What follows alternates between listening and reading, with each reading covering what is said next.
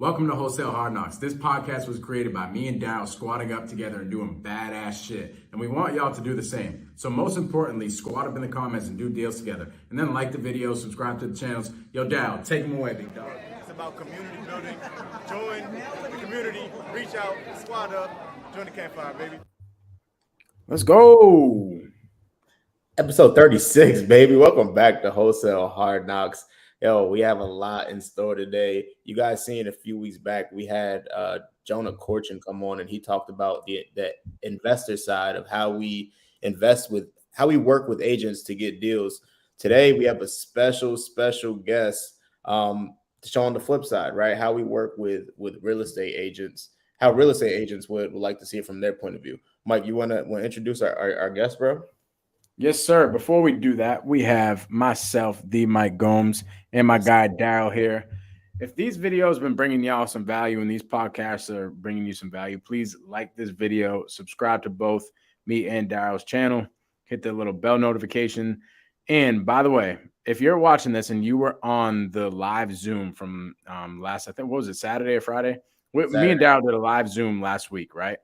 And what we did is we just freaking pumped out the value, like an enormous amount of value. People are still DMing me today about it. I just hopped on a call with a guy from there today. He's like, holy crap, bro. Like that was nuts. Okay. And on that Zoom, we gave out a Dropbox, and that Dropbox had me and Daryl seller calls. It had some scripts in there. And then what we told people is on the Zoom, we told this to them on the Zoom that if anybody comes to Wholesale Hardknocks and requests for the recording of the Zoom, we will put that recording in the Dropbox link. That way, along with all the seller calls and the script, you guys will also have the recording as well. So we got to see y'all in the comments. If you were on that live Zoom, I need to see it in the comments right now.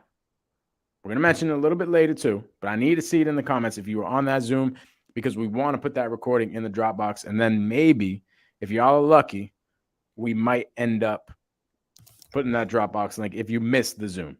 Just maybe. I don't even know if we should do that, because if you miss the Zoom, it's like you kind of messed up, right? But why don't we get started? We have Kerri here. Kerri, real quick, Mike, before we introduce Kerri, my bad, Kerri. I know Kerri's eager to jump up here, but do you think on Saturday we gave people the tools to go out there and make, I don't know, $10,000 in 2023? Are you kidding me? Like hundreds of thousands of dollars. The stuff that we talked about on that Zoom literally is worth hundreds of thousands, if not millions of dollars. Like, I literally had a call today with somebody who was on that Zoom, and I was breaking down some stuff that he needed in his business. And bro, like the value that homeboy got between the call today and the Zoom, there's no way that, like, if he doesn't put into action everything that he learned on those Zooms in this call today, then if he does put the action in, then he will make hundreds of thousands of dollars, if not millions of dollars, in the next year, like easy, which is freaking bananas. But anyways, let's bring Kerri up. I went on an appointment. Here's what happened. Here's how I've actually gotten a couple of deals before. I have called realtors, right, who have had properties listed on the market, and I'll try to see if we can get a deal done, especially right now, because I'm shopping, like I'm freaking like Christmas shopping for properties, trying to get a fix and flip around the Brockton, Massachusetts area. Okay, so I call Kerri, who had a property listed, and when I went on that appointment, I was just like, holy crap.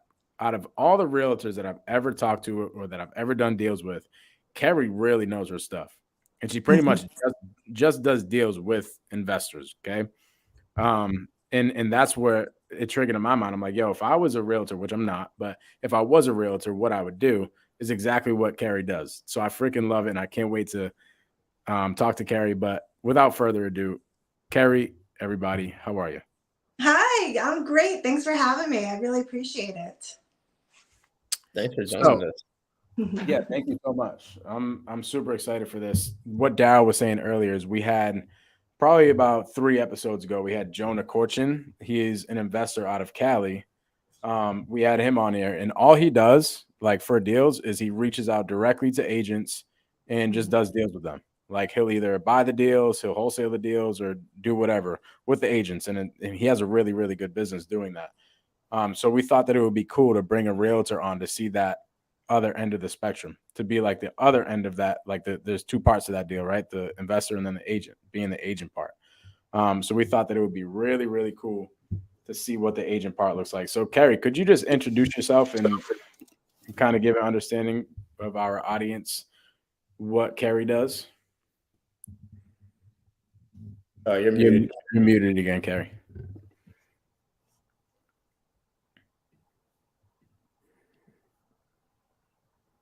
Sorry, it's still muted. It's all good. Good. Daryll, how many times have you done deals with realtors? I actually haven't done a deal with a lot. We have a deal, and I'm buying a deal with the realtor involved actually right now. This deal is in Hyattsville, Maryland. Now, I didn't go through the realtor though, right? What happened was this was a referral. Somebody brought the lead to me, and it just so happened to be listed with the realtor, right? So I locked the deal up. I locked her up sub too, and I talked to her, and she's like, "Hey, I have a real estate agent." And I'm like, great, that's fine. Let's talk. Like, I love to have a realtor connection in that area, anyways. Right now, the agent I was already coming in on bad terms. I knew that I was going to have to negotiate with the agent. She was looking for like 15K, and I'm giving the seller 15K. And just the numbers just didn't work, right? So I'm going to have to pay her less. But I still went in for the relationship, right? And I met the realtor. Pretty much told her about, like the creative deals that we buy, how we help sellers and agents. And she's like, oh snap, I didn't even know this was a thing. Like, I have these other leads too. She's like, take a look at them. I'm like, cool, we'll take a look at them.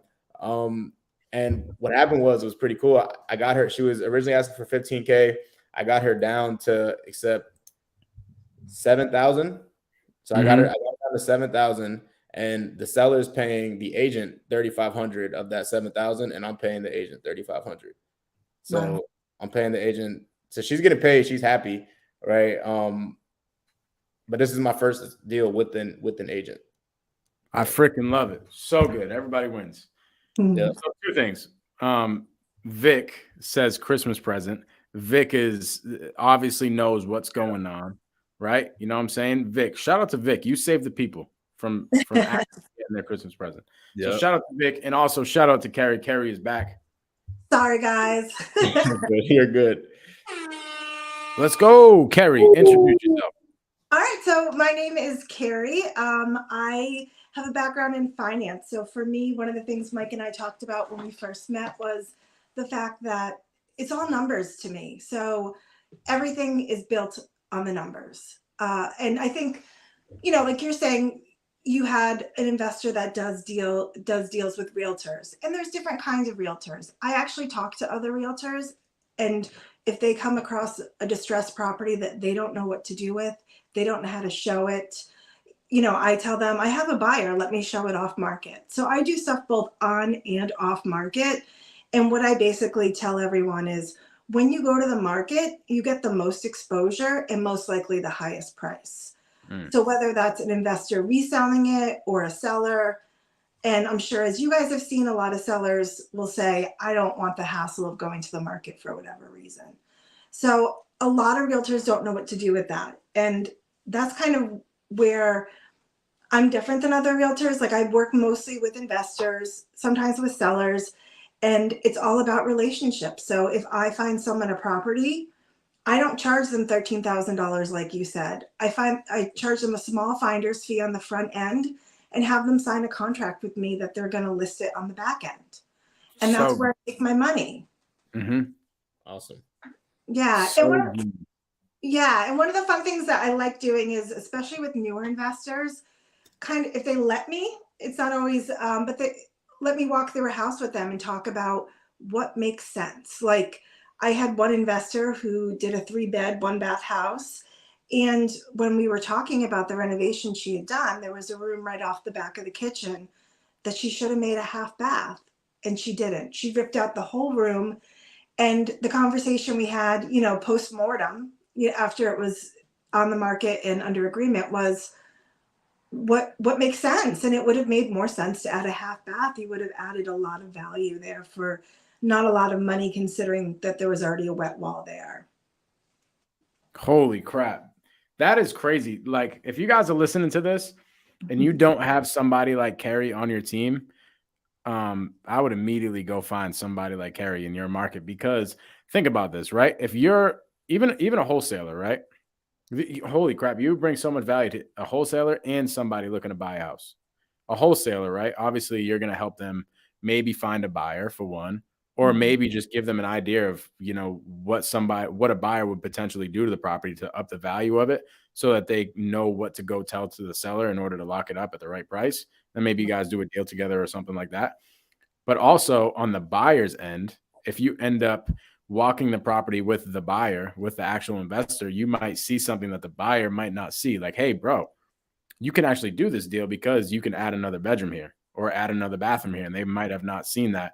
And just because Kerri's like in the market doing a bunch of these deals with investors, she understands, hey, if somebody adds a bathroom here, we have an extra $20,000 on the resale, and the buyer might not see that.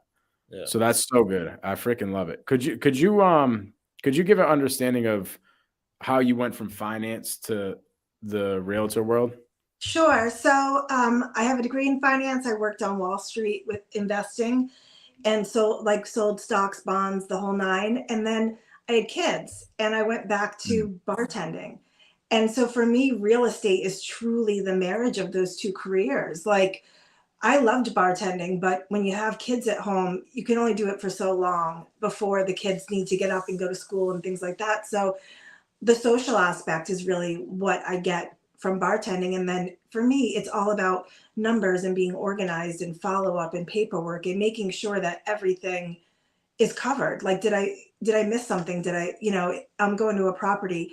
Have I pulled my comps? Do I know what I'm looking at? Do I understand the neighborhood? So for me, like, it was just a great step. And it was a friend of mine who I had bartended with. She said, you'd be great at this. And I started out working with a team that worked a lot with developers doing condo conversions in East Somerville, before East Somerville was popular, and East Boston and surrounding areas. And I really loved walking through the properties. Those days that you had to wear your jeans and boots and were told not to touch the walls and be careful not to fall in because there's no floor there. And that was super fun for me, like, and to see how over time, like, it changed and what that final product looked like. It sounds like relationships in business is really, really important to you. Absolutely. And it's funny because I'm a very straight shooter. I'm very honest, and I talk people out of deals all the time, which is fine if I'm working with an investor. When I'm working with a normal buyer, it's not as good. But I mean, I've talked people out of properties, and my coworkers laugh at me because they're like, you don't get paid if someone doesn't buy something. Oh, dang. Oh man, she blacked out and she was dropping sauce too. It sounds like what she was leading at, right? When she solves the problem, right, of the person that she is working with. If that person doesn't have a problem, or if the solution that she has doesn't solve that person's problem, whether it's the buyer or the investor, she pushes them somewhere else. She pushes them into another direction. Like, that's the same thing that we do with sellers, right, Mike? If the property is totally fixed up, totally renovated, it's not going to work for wholesale, right? I'm going to tell you, hey, why don't you list this with the real estate agent? Right? Why don't I call Kerri up? You bring this to Kerri because she can help you out better than I can. 1000%, bro. And here's what I bet she does, and hopefully she can come back and maybe shed some light to this. But I can imagine if she has to point the prospect in a different direction, maybe it's something that she doesn't want to deal with. Maybe she doesn't want to be a buyer's agent for a retail buyer. I don't want to speak for her, but she might refer it to somebody else. And then that's going to come back full circle, because whoever she referred the business to is going to know Kerri as the investor realtor, right? And then from there, Kerri's going to come back in and get the deal as an investor or as an investor / agent, right? So I love it. Genius. And it's truly what this business is about, right? It's about helping people, right? And every single situation, somebody's problems being solved. Mm-hmm. And as an agent, as a wholesaler, as an investor, your job is to point people in the right direction, even if that means you not getting paid, right? Because regardless, you push them in the right direction, you're going to get paid somewhere down the line. It's going to come back, right? If you haven't read the book, The Go Giver, that's exactly what that book is about, right? You give, you receive. You reap what you sow. Without a doubt. With everything. Okay. I really want you guys to I'm going to say something that you guys should probably write down.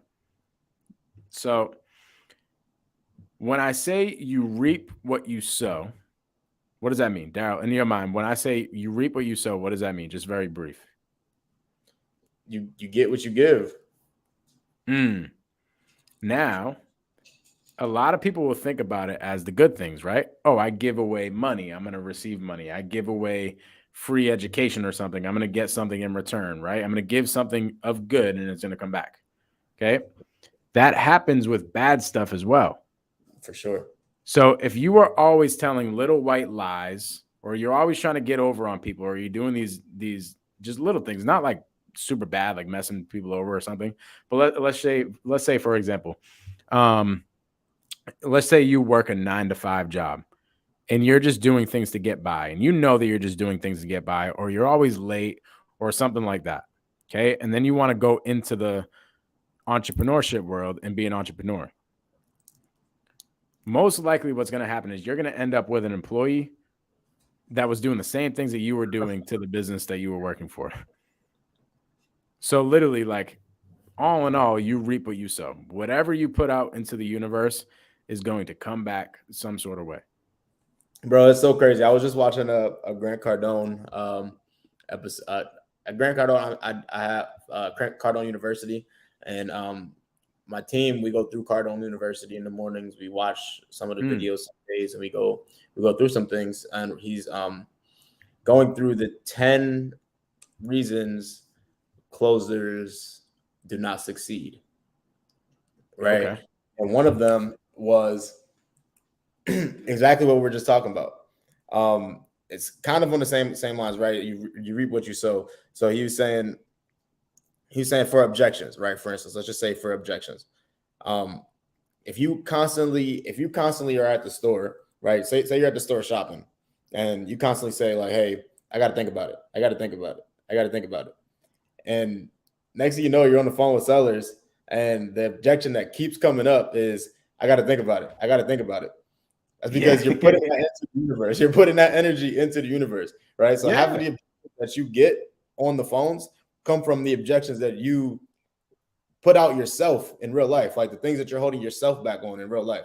And it's crazy to think about. Like, so he was saying, go through this week, and while you're on the phones, write down every objection you have, and then look into take an assessment of your life throughout the week and figure out, are you using these objections on yourself throughout the week? Right. So what are your thoughts on that, bro?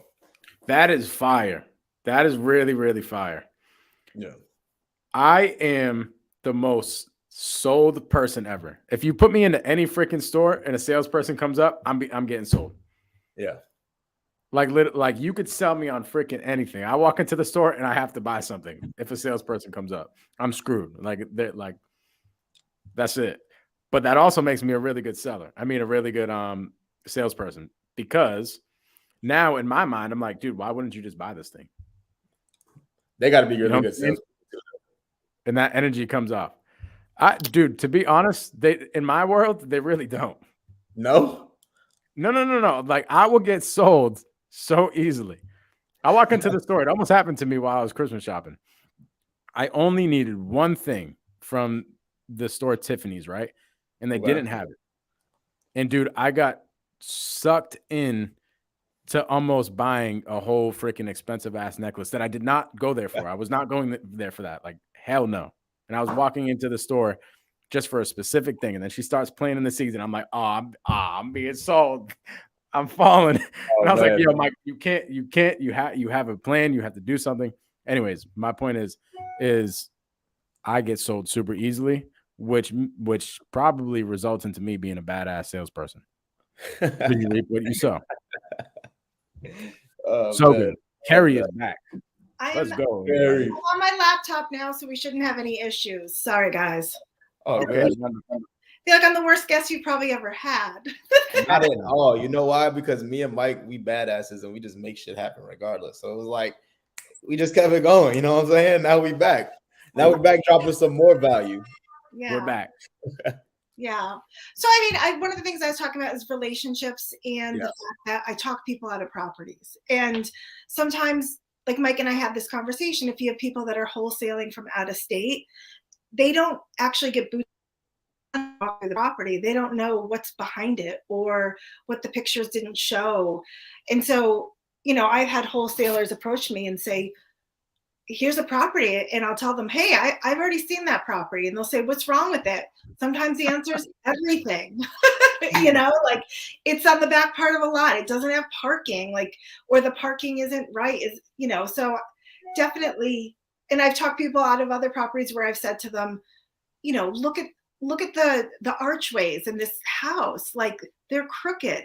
That signifies huge problems. That's going to blow your budget out of water. Well, it sounds like if this solution doesn't fit the person that you're working with, this problem, if it doesn't solve their problem, you're going to push them in another direction, right? You're not going to just say, hey, I want to get paid today, so let me sell you this.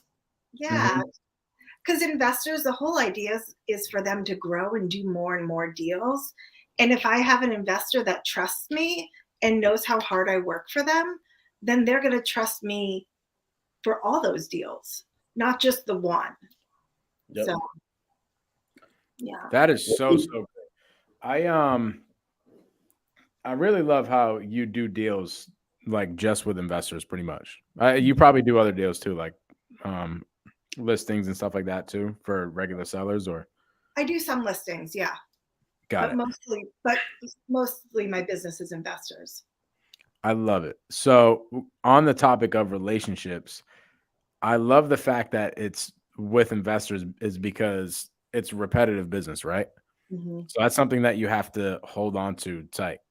So could you explain like how that relationship goes with your investor? Like what are some things, if you were to give some realtor advice or even an investor advice on how to build that relationship together, what would you say? Yeah, I think you have to have someone that's like-minded. You know, I had these amazing investors that they would overdo every property they did, and it was just for them the pride of the product, and it showed through. But for me, I was always sitting there saying, hey guys, this is gorgeous, but you didn't have to put the marble in the half bath, like. And I think that's a big thing too, is understanding what your comparative is. And so in certain neighborhoods, you're going to need the quartz, you're going to need the marble, you're going to need the high end.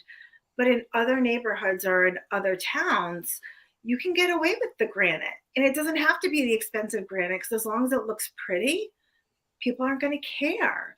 So understanding where your market is and what that person is going to tell you. So I like investors that I know do good work, and I know that they're going to perform and they're not going to back out of a deal, and that trust my opinion. So if, you know, I have an investor that over the summer said, a wholesaler showed me this property, can you go look at it? I'm on vacation. I wasn't going to get paid on that deal, but that relationship and the fact that she trusted me was more important. So I went, I took pictures, I took video, I walked through, and I said, it's a great neighborhood, it's a cute house, but the upstairs, the bedrooms are all slanted and the layout's weird, and, you know, and this is what I think. And we ended up finding her a different property. And it wasn't because it wasn't through me. It was more, this property isn't worth what you're going to pay for it, because when you're done, you're going to have to discount it because there's these layout flaws.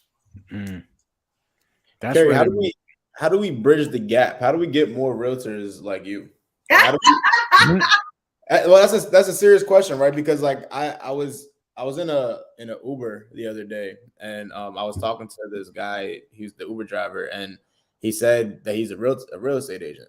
Yeah. Right? And I'm like, "Do you working with investors?" And he's like, "Nah." And he starts telling me why he doesn't work with investors. And he pretty much described you, right? He said it's crazy, and I was so confused as to why. I guess I'm like, "Damn, that sounds awesome." He's like, yeah, like I seen this girl and she did a whole lot of deals, but they were all a smaller amount of deals, a smaller a smaller paycheck. He's like, I would never do that. And I'm like, that sounds pretty good to me, right? Like you're doing way more deals. I don't think she's driving an Uber, right? Like,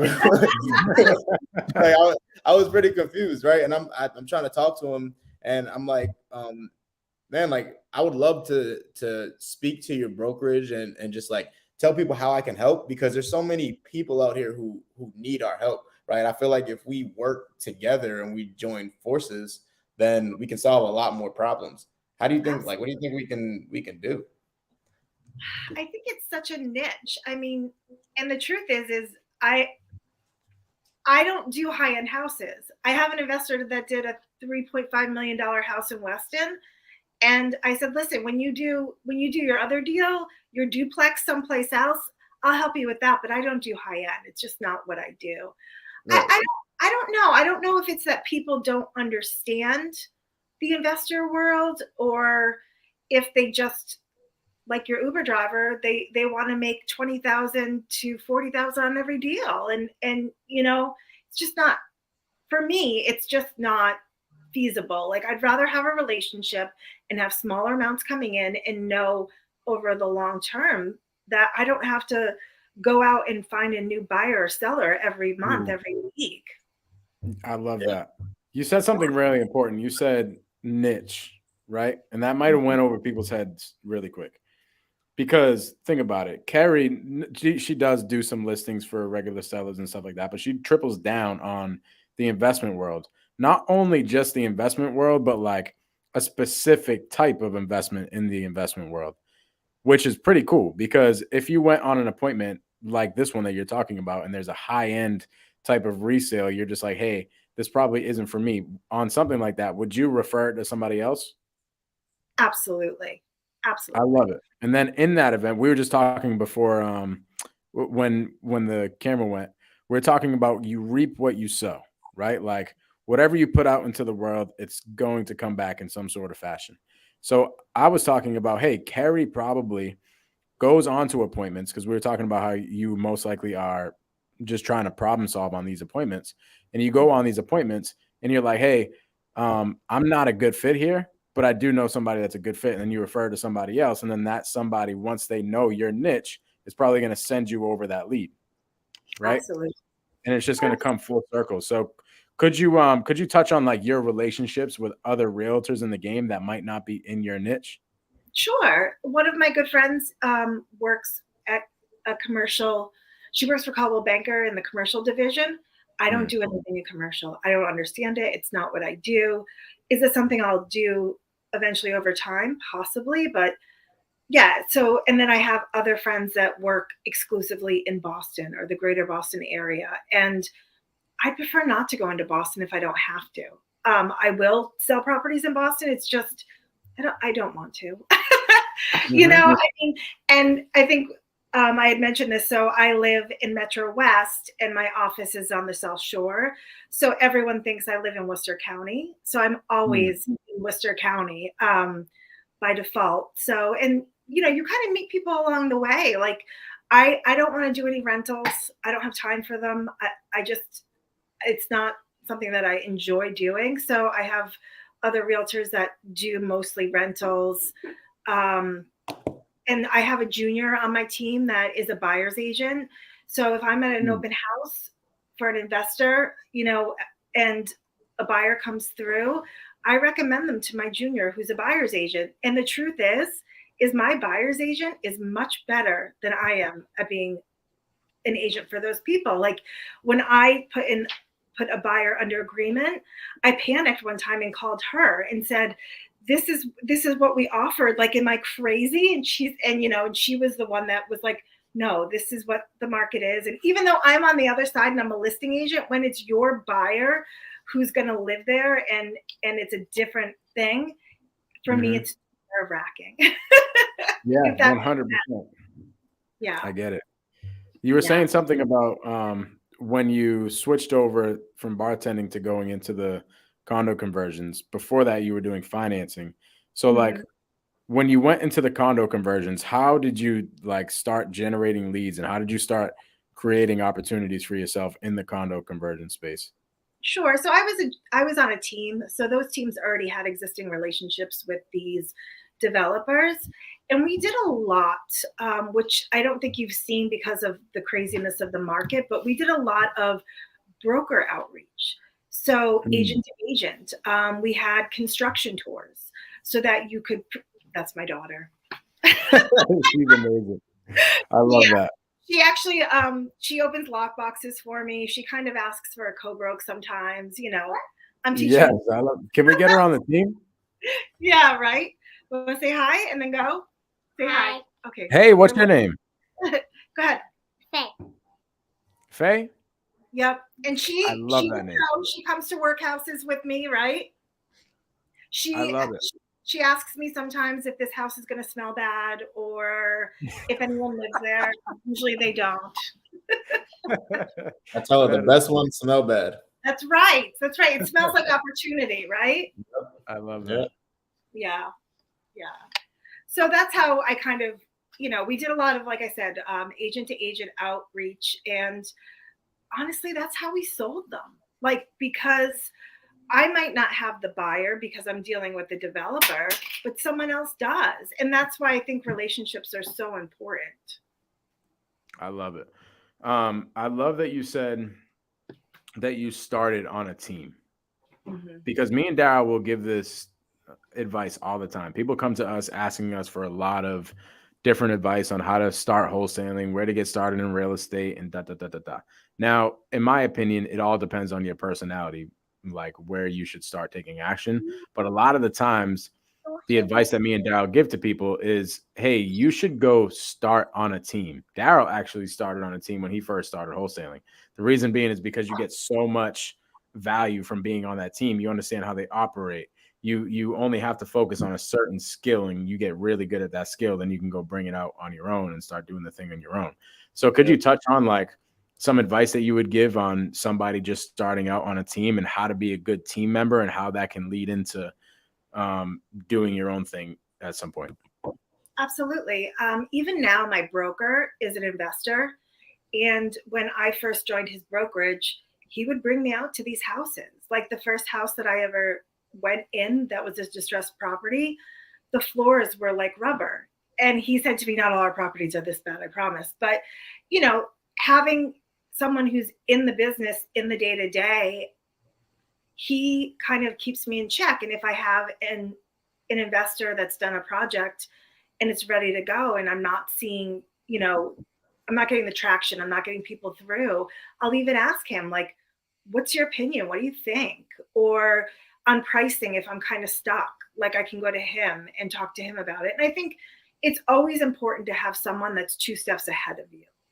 So starting out in the business, I joined a team who were already dealing with developers, and they understood the process and they showed me step by step by taking me into those construction tours and then having me, you know, go through and do open houses, do the broker opens, call the agents. Like a lot of people don't pick up the phone, you know? And so when you have agents, I always tell people, I have children that, as you can see, don't like to not be near me for long periods of time when they're home. So I always say, if you call me, I might not answer, but I'm always going to call you back. So I think that was something really important that I learned early on. I love that. Kerri, do you do any investing yourself? I do not. I don't know if I have the nerves for my own money yet. We don't got to be your own money. Mike, do you use your own money when you buy houses? No. Right. Right. I treat it like it's my own money. For sure. Yeah. Listen, I treat it better than I treat my own money. I'm not gonna lie. Mm-hmm. Any private lenders out here listening, y'all know it. I treat it way better than my money. Hold it on a pedestal. No, but seriously though, Kerri, I feel like you're working with investors. You're in these properties. You see them first. Why not? Maybe you and Mike should do a flip together or something, or like an Airbnb or something. That'd be pretty cool. Oh, Airbnb is my worst nightmare. Have you ever done an Airbnb? I'm actually doing my first one. I'm doing my first one right now. In Vegas, actually. Okay, so you're gonna have a project manager or a management company that's gonna take those phone calls at midnight, right? For sure. Yeah. Then with everything. Airbnb is an amazing idea. My worst nightmare. I would never want to do property management. It takes a certain kind of person. I don't have that kind of patience or tact. Well, we have the perfect guy for you. We have our friend Hung Mai. Perfect. So you ready? So is that what we're doing, Mike and Kerri? You guys gonna buy a deal together or what? Yeah, bro. Let's do that. Somewhere in Boston. Let's get an Airbnb in Boston. That's what we need. The Airbnbs in Boston go crazy.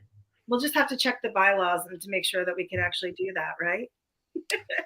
I don't know. I don't know too many people that have Airbnbs in Boston, but I have personally rented out Airbnbs in Boston, and I paid a lot of money. So I'm assuming that they do pretty good. I'm sure. Yeah. Love it. Before we finish off, what I want to go over with everybody listening is we already mentioned this in the beginning. We had a free Zoom last week. Me and Daryll like broke down our businesses, poured a ton of value into the Zoom. And on that Zoom, we ended up releasing a Dropbox link. And that Dropbox link has a ton of different seller calls and scripts and all that type of stuff for free. So we already put that out on the Zoom.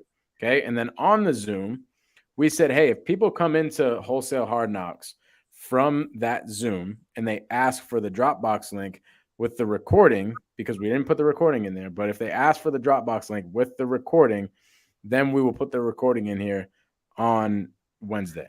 Okay. And what's in that Dropbox again, bro? That Dropbox link has actually 3 calls from one closed deal. Literally the first initial acquisition manager call, the follow-up, and then the actual contract getting signed. You'll see it labeled like 1 through 3, fire. And then some of Daryll's calls, some more of my follow-ups, and then an actual cold call script like what we utilize in our business. It's actually what we taught on the Zoom.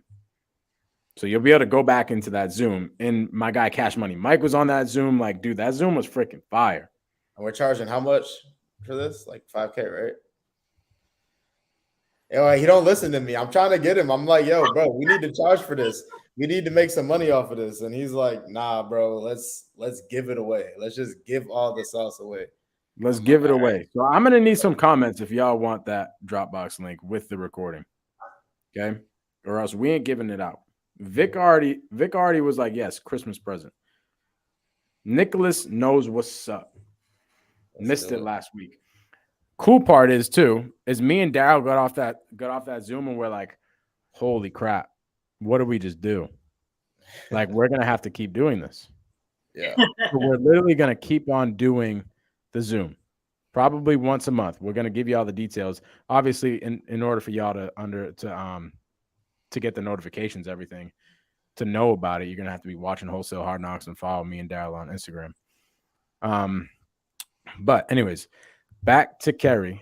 Kerri, 2 things I want to ask. The first thing is, if you were a new realtor, okay, and you didn't have a team to join, but you wanted to do what you were doing, you wanted to get in these investors' worlds and, find them the deals, okay, and then list their projects, what would be your blueprint? Like, what would you teach somebody if you were mentoring them on exactly how to go get these types of deals?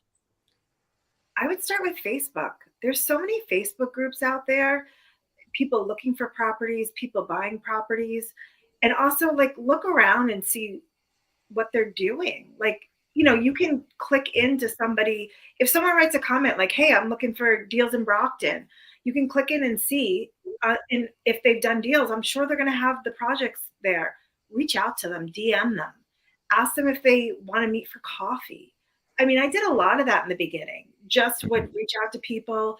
Do you want to meet for coffee? Like, do you want to get on the phone and talk for a few minutes? That would be my recommendation. With investors, right? Like fix and flippers and buy and hold investors. Absolutely. Because I love it. yeah, because it's right there. The information is all right there. In like in Facebook, it's the easiest place to go, I think. And then there's other ways where, if you want to work with builders, then look up builders that are building properties. I mean, you can go on Google and see who's building properties and pick a town and look who's there. Look at property owners, like property records, see who the LLCs are and what they're doing, what they own. It's easy enough. I love that. Okay. And then when you meet these people, what does that conversation look like? If you're new to the business, yeah, if you're just trying to bring the investor some value, like, yeah, I think the question is, are you using a realtor? Why not? Like, I've actually asked that question to people, like, do you not see value in a realtor? And why not? You're not going to convince someone of something that they don't believe, but I also know the value that I bring someone. I love it. 1,000%. We say the same thing all the time, right? Like we talk to sellers, if say their house is totally fixed up, right? There's no need for an investor to buy this. We ask them, why wouldn't you just list this from a realtor? What's stopping you from listing this with an agent? And a lot of times they'll tell you, right? If there's an actual reason, if they're actually motivated to sell and they have an actual reason to sell this, they'll tell you why an agent won't work for them, whether they just bought this a year ago, right? And they'll have to pay to sell it, or they're just not cash flowing, and whatever the case is, right? An agent just doesn't work. They'll tell us, right? So we preach that, right? Push them away. You're not going to say the right thing to the wrong person, and you're not going to say the wrong thing to the right person. And if anybody has a property that could get sold on the market, that's what they're going to do. You're never going to convince them to sell it to you as an investor. Yeah. And, I always ask those open-ended questions like, why am I here? Why do you want to sell it to me? Why don't you want to go to the market and get more money? Or do you really want to go to the market? I always ask questions and just listen. I listen to what people tell me because I don't want to influence them. I want to know where they're coming from. And if I do all the talking, I'm not going to know where they are and what they're thinking and what they need. Kerri is a certified closer. Sure. When you're talking to these investors, right? So do you let them know, like, hey, I'm going to have some deals in the pipeline for you to buy? I would like the listing on the back end. Is that like some sort of upfront agreement that you guys have?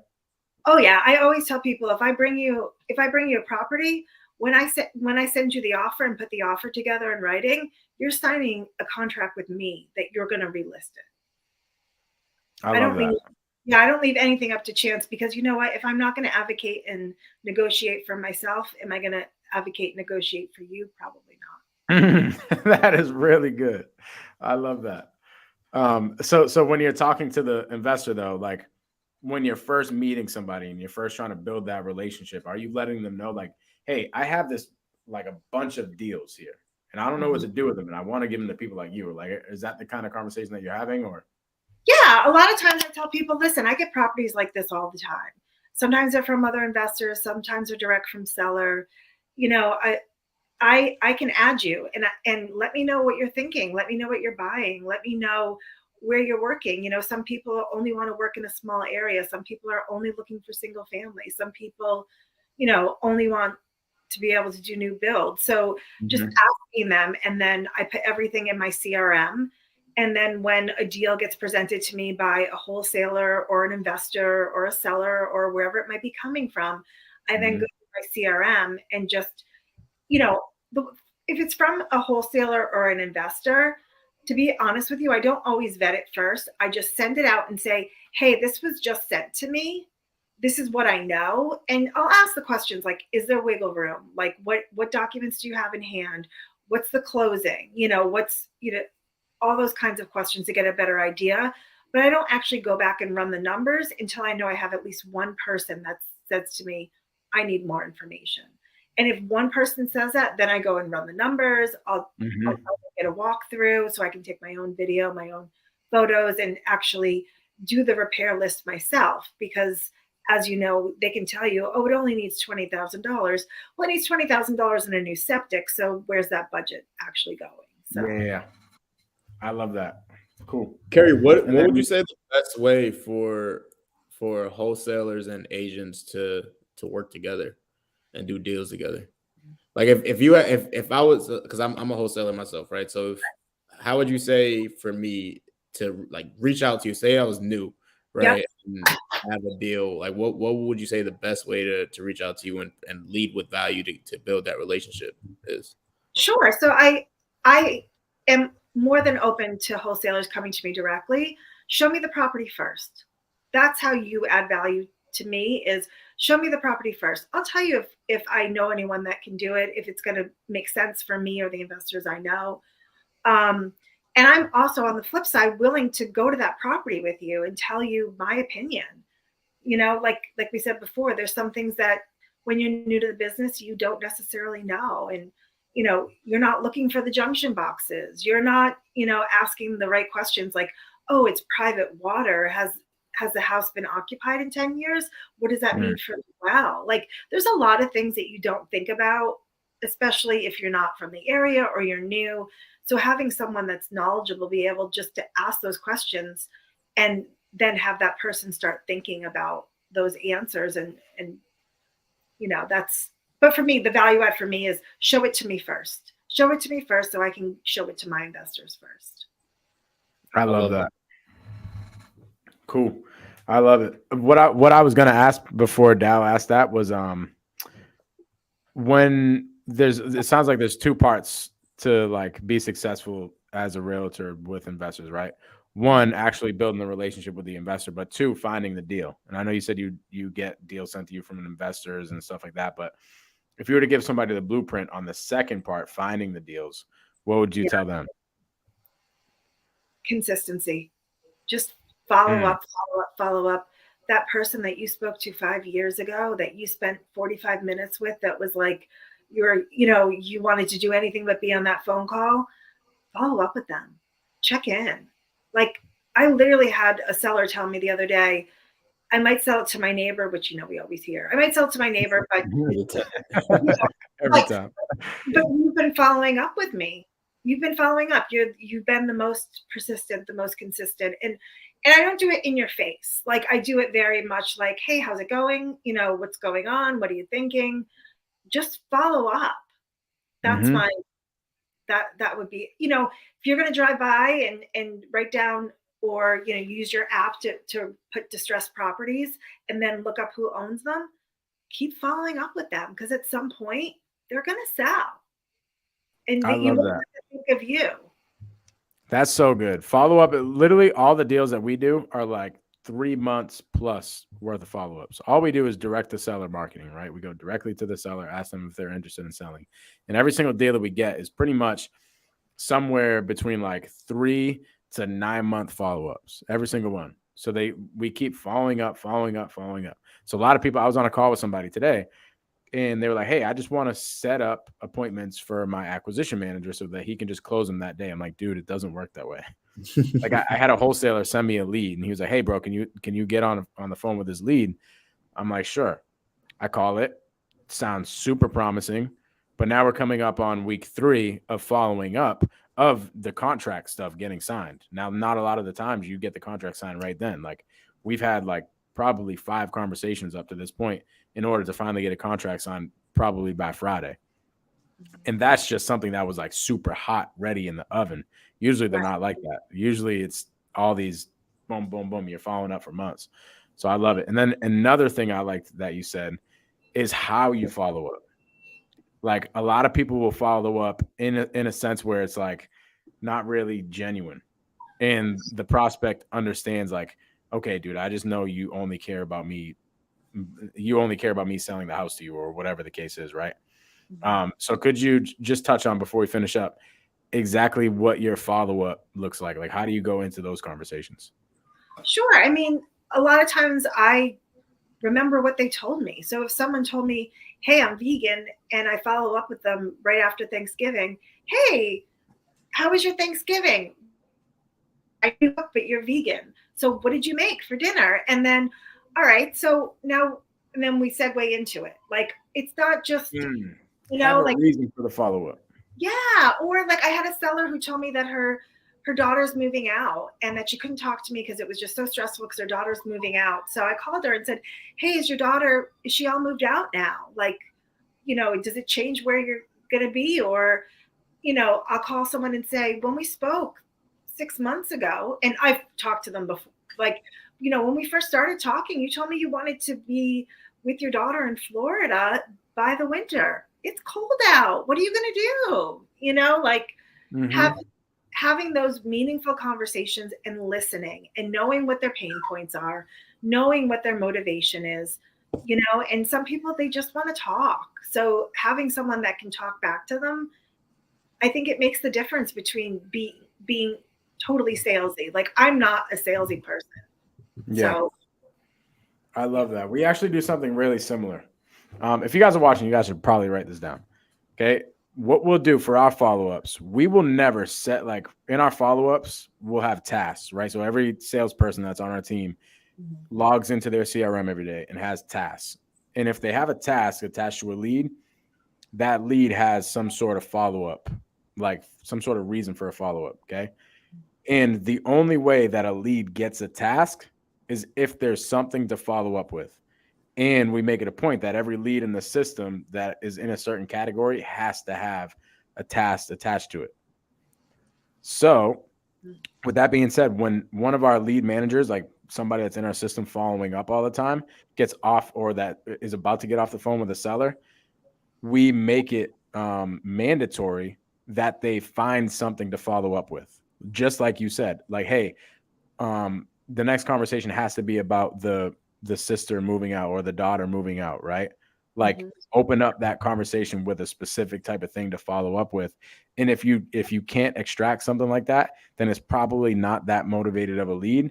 And then in the event that we can't find something to follow up with, we just put it on a drip campaign, like an automatic text drip campaign. And then that drip campaign will have a lead manager in there, like, calling that all the time. So, like, Kerri, you were already doing that, which is freaking so good. Yeah. Love it. We have some questions here. Sure. So we'll open it up for Q&A. If you guys have any questions for Kerri, please shoot them in the chat before we get finished up here. And then we might just drop the link. Okay. I know some people were asking, but They're getting eager, bro. What do you look for in a client? This is from the Patriotic American. What do you look for in a client? Is that that's the one on the screen. What do you look for in a client that you know is your best client and you want to send them deals? A client that can close, a client that understands what they're buying and is ready to buy. That's good. That is really good. Daryll, can you touch on that? Yeah, I mean, nobody likes a buyer who says they can buy but they can't close, right? Like, we all been with them. Like, I actually just had a deal where we're supposed to close. This was the week before Christmas. We're supposed to close. Buyer put his earnest money in, $5K. The day of closing, he reaches out and is like, yeah, I can't close. Like, I just don't want to do it. That was his reason. He just said he just didn't want to do it anymore. He just didn't want to do the deal. I'm like, okay, cool, right? We're not sending you any more deals. Thanks for your. I was just gonna say, are you gonna do another deal with that guy? Nah. Thanks for your earnest money, but we're not doing no more deals with you. Nobody likes somebody who can't keep their word. Yeah, and I think that there's certain deals that are more complex that who you go to. Who has an attorney on retainer that doesn't mind dealing with tenants in place or family members still living in a house that don't have a right to be there. There's all different scenarios, and there's different people that want to do a quick rehab and be in and out, and there's people that want to do a whole gut or there's people that just don't want to get involved with replacing a septic. So I think, yeah, having a client that you understand that they understand the market and the deal that you're giving them and are able to close that deal. So good. Last question. With the market going down and cash offers becoming lower, how do you respond to many of buyers sending you guys lowball offers? You want to know what I do? Let's hear it.